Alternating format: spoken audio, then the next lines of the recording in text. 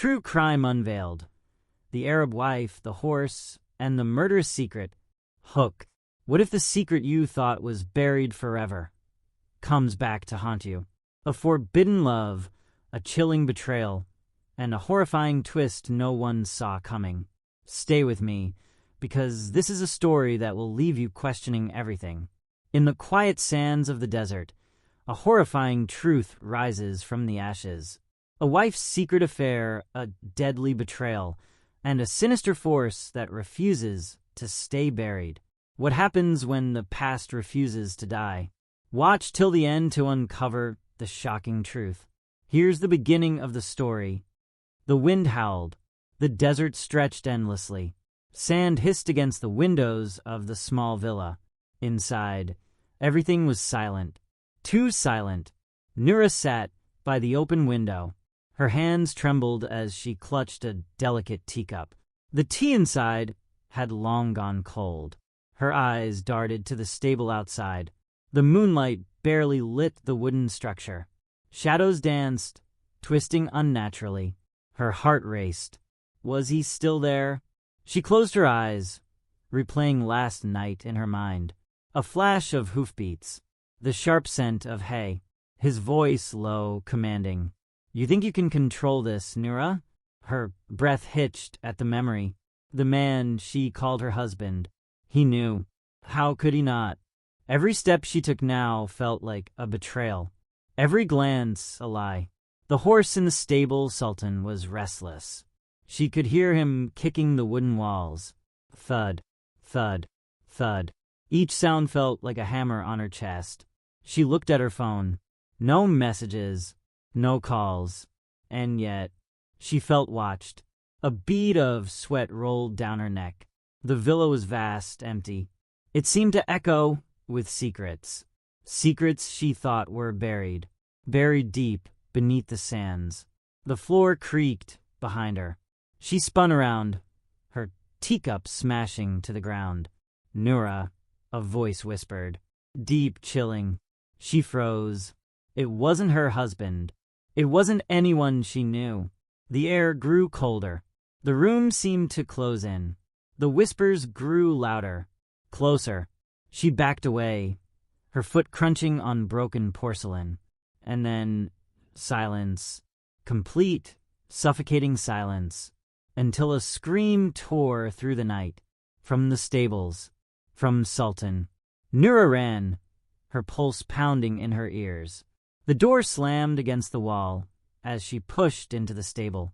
The horse reared, eyes wide, nostrils flaring. And there, in the shadows, she saw it.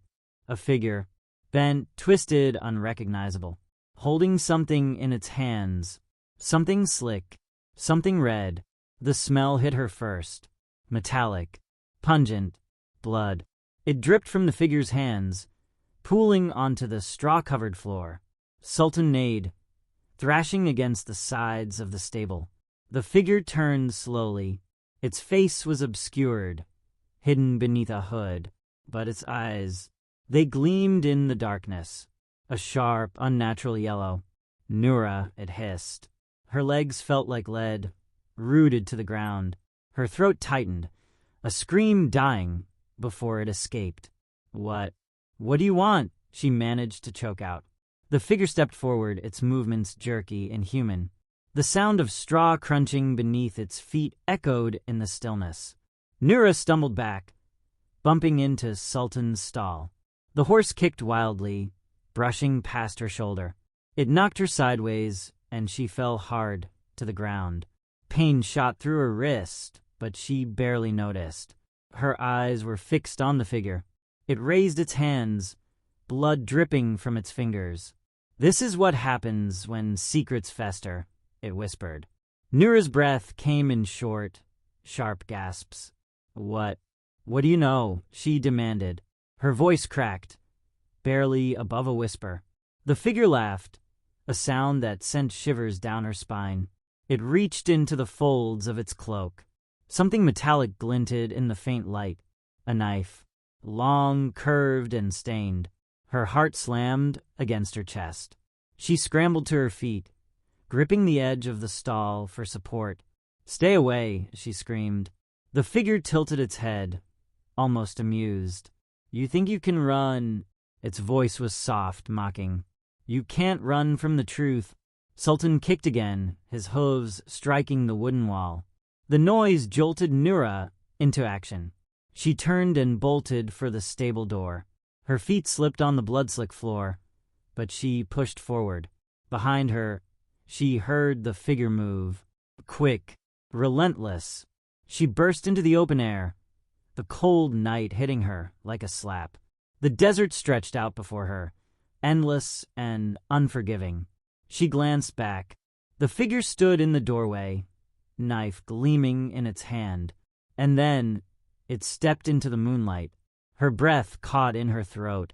The hood fell back, and she saw the face. A face she knew. A face she never thought she'd see again. Her knees buckled as the truth crashed over her. It wasn't possible. It couldn't be. But there he was, her lover, the man she thought she'd buried in the sands. His face was pale, gray, like something pulled from the grave. But it was him, Khaled, the man she'd sworn she'd never speak of again, the man she'd loved and betrayed. Nura staggered backward, her mind reeling. "No," she whispered, shaking her head. "This isn't real. You're dead." Khaled's lips curled into a haunting smile. "Am I?" His voice was cold, empty, like the wind over a forgotten tomb. She felt the tears sting her eyes. She'd buried him herself, underneath the ancient acacia tree, far from the villa, far from prying eyes, and yet here he stood, alive, or something close to it. "You left me," he said, taking a step forward. His bare feet dragged across the sand, leaving dark stains in his wake. "You thought I'd stay silent beneath the earth." Nura clutched her chest, her breath coming in sharp, panicked gasps. "I didn't have a choice," she stammered. "You were going to ruin everything." Khaled's laugh echoed across the desert, harsh and bitter. "Ruin," he sneered. "You were the one who promised me everything, Nura." His voice grew louder, his words cutting like knives. "Your love, your loyalty, your soul." Sultan neighed wildly behind them, the sound piercing the night. The horse's panic mirrored her own. "I did it for us," Nura cried, her voice breaking. "You don't understand. I couldn't let him find out. Your husband." Khaled spat the word like venom. "That coward couldn't touch me. But you? You killed me, Nura, with your own hands." Her knees gave way, and she crumpled to the ground. The memory burned through her mind.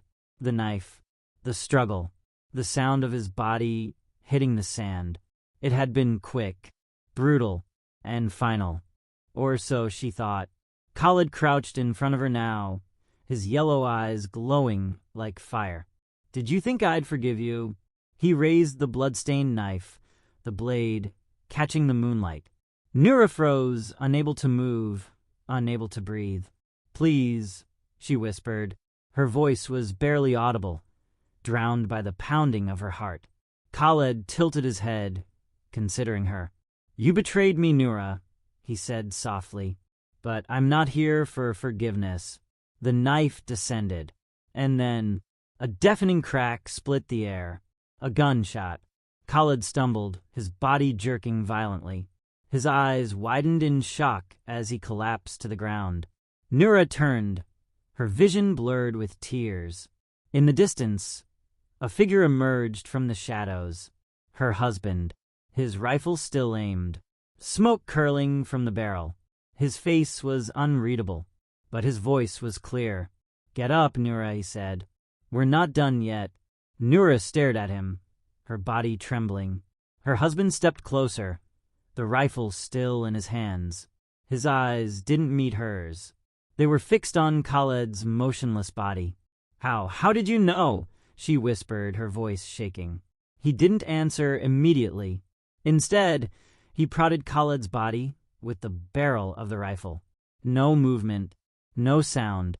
Secrets, he said finally, his voice low, almost a growl. They always crawl their way out, Nura. Her heart sank. You followed me? Now he looked at her. His expression was cold, devoid of the warmth she once knew. I didn't have to, he said. You've been acting strange for weeks. I knew something was wrong. I just didn't know it was this. He gestured toward Khaled's lifeless form. The moonlight made the blood glisten like dark oil. Nura tried to speak, but the words wouldn't come. Her throat felt dry, her mind a whirlwind of panic and fear. You should have told me, he said, stepping closer. His voice was calm, too calm, like the eye of a storm. I could have helped you before it came to this. Her breath hitched. Helped me. She shook her head, her voice rising. You don't understand. He was a threat. To us. To everything we built. Her husband's jaw tightened. And so you killed him, he said flatly. Buried him. Lied to me. To yourself. Tears streamed down her face. It wasn't supposed to be like this, she sobbed. I didn't mean for any of this to happen. He crouched in front of her, his face inches from hers. Meaning doesn't matter now, Nura, he said quietly. Only choices. She flinched as he grabbed her arm, pulling her to her feet. We have to finish this, he said, his grip firm. Her stomach twisted. Finish what? His gaze shifted to Khaled's body, and then to the distant horizon. The desert stretched endlessly, its dunes like rolling waves in the dark. No one can know, he said. His words were final, heavy. Nura's knees wobbled as she realized what he meant. You want to move him? She asked, her voice barely audible. Burn him, her husband corrected. Her stomach turned. The air seemed to grow colder, the weight of her actions crushing her chest. But what if someone sees the fire? He glanced at her, his expression unreadable. Then we'll make sure they don't, he said. She wanted to argue, to protest, but the words caught in her throat. There was no way out of this. Not anymore. Get the lantern from the villa, he said, turning back to the body. We'll need it. Nura hesitated, her legs refusing to move. Now, Nura, he barked, his voice cutting through the still night. Her body moved before her mind could catch up, stumbling toward the villa. Her hands shook as she grabbed the lantern from the table, its cold metal biting into her skin. When she returned, her husband was already digging. The sand was soft, but the effort was grueling. Each shovel of sand felt like a piece of her soul being ripped away. Over here, he said, motioning to her. She handed him the lantern, her hands trembling. The flame inside flickered, casting long, eerie shadows over Khaled's body. Nura looked away, her stomach churning. Light it, her husband said, his voice devoid of emotion. She hesitated, her fingers hovering over the lantern's latch. Nura, he repeated, sharper this time. Her fingers obeyed before her mind did. The fire roared to life, devouring the dry wood her husband had piled. The flames licked at the night sky, crackling and hissing. The heat was unbearable, but the cold in her heart was worse. As the fire grew, consuming everything, Nura turned away. She couldn't watch, but the sound of the flames, it would haunt her forever. The flames roared louder, spitting embers into the dark sky. Nura stood frozen, her back to the inferno. Her shadow stretched long across the sand, distorted by the flickering light. She hugged herself tightly, her nails digging into her arms. Behind her, the fire consumed what was left of Khaled. But the smell, that acrid, choking stench, it clung to the air, to her clothes, to her skin.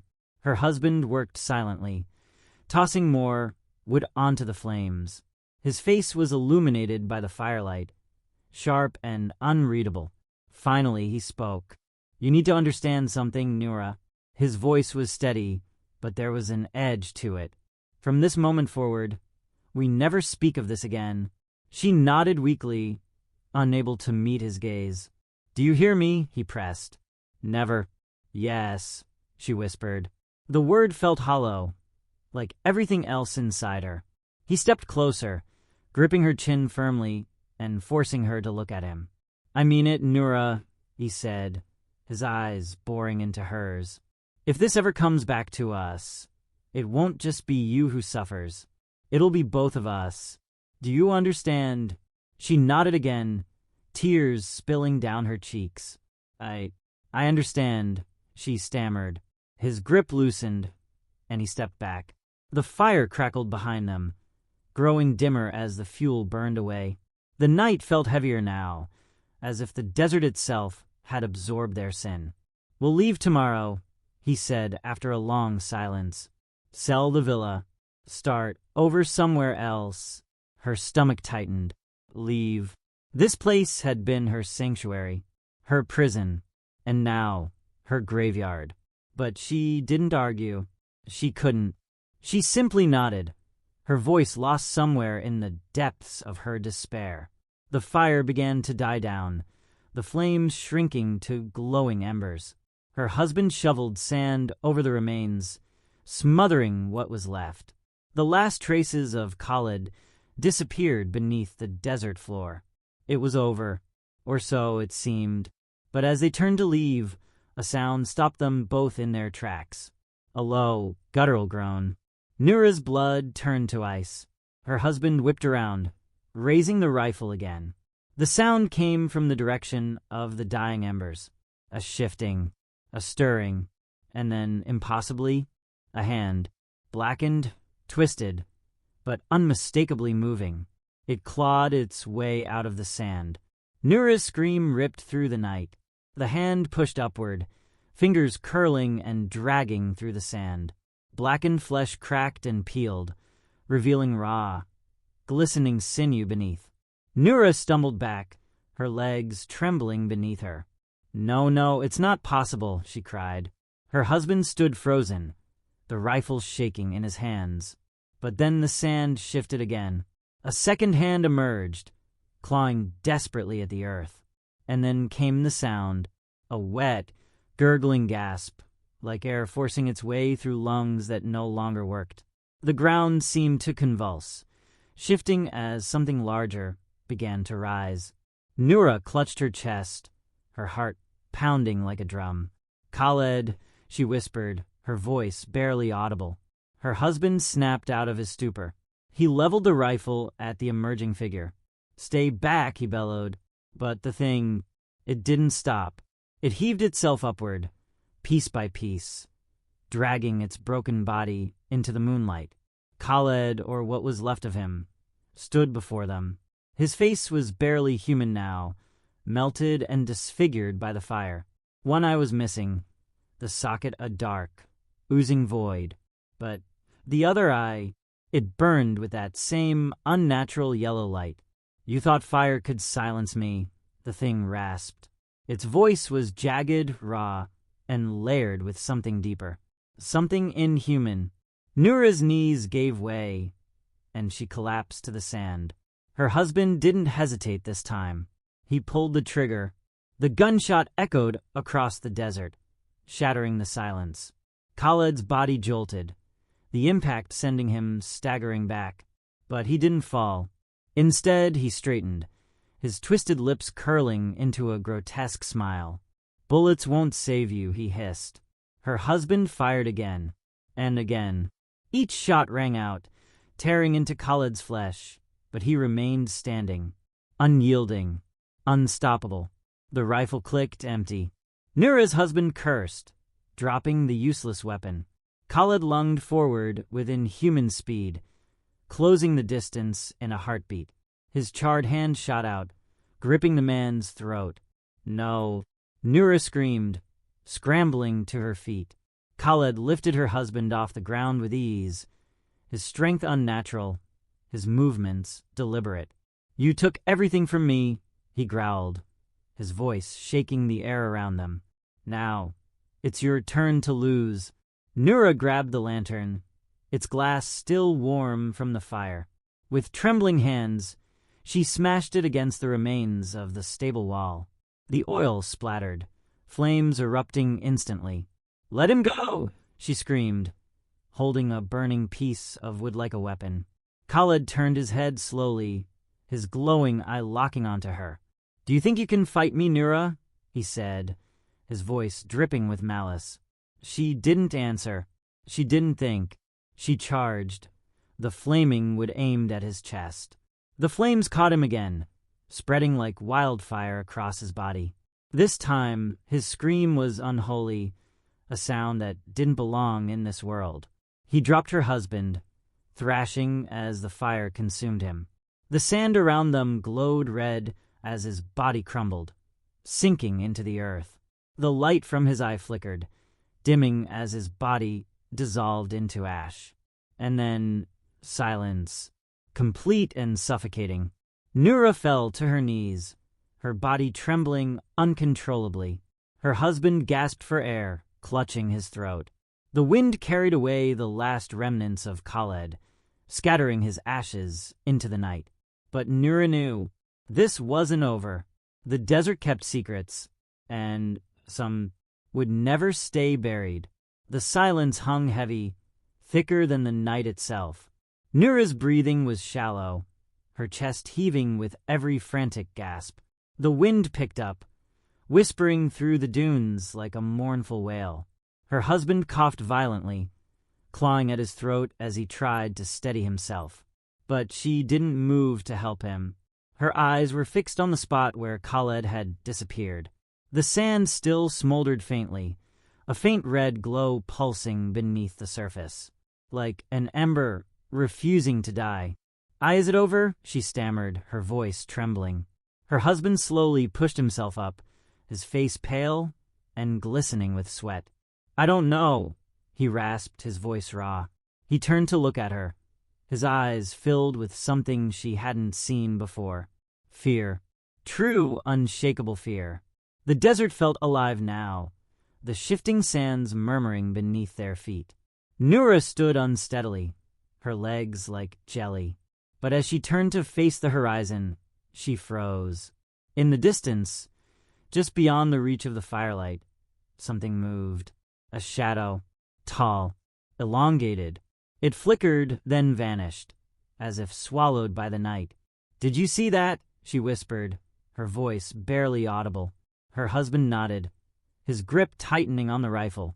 Even empty, he clung to it like a lifeline. "Get to the villa," he said, his voice low but firm. "We can't stay out here." Nura didn't argue.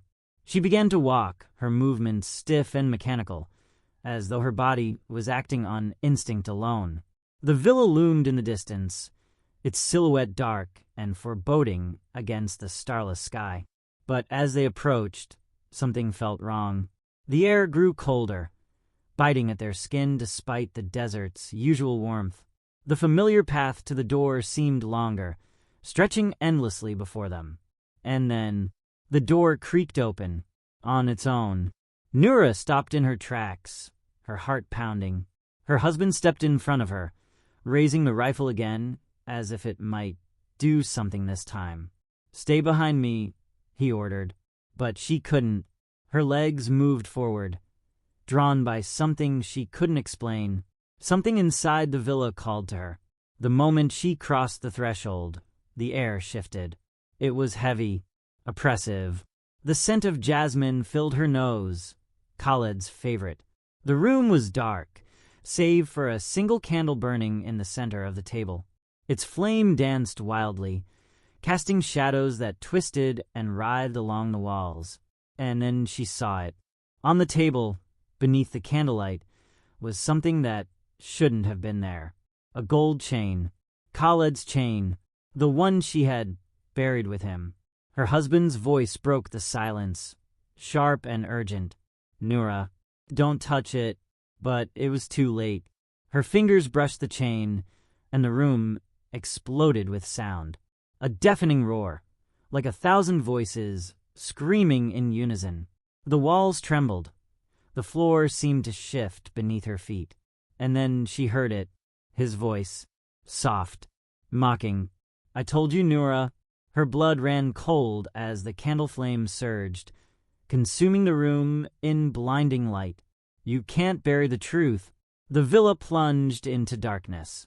The blinding light was gone, replaced by an oppressive blackness so thick it felt alive. Nura couldn't see. She couldn't breathe. Her husband's voice came from somewhere behind her, frantic and desperate. "Nura, where are you?" She tried to respond, but her voice wouldn't come. Instead, she was rooted in place, her fingers still clutching Khaled's gold chain. The air grew colder, frost seeming to creep up her arms. And then, a flicker of light.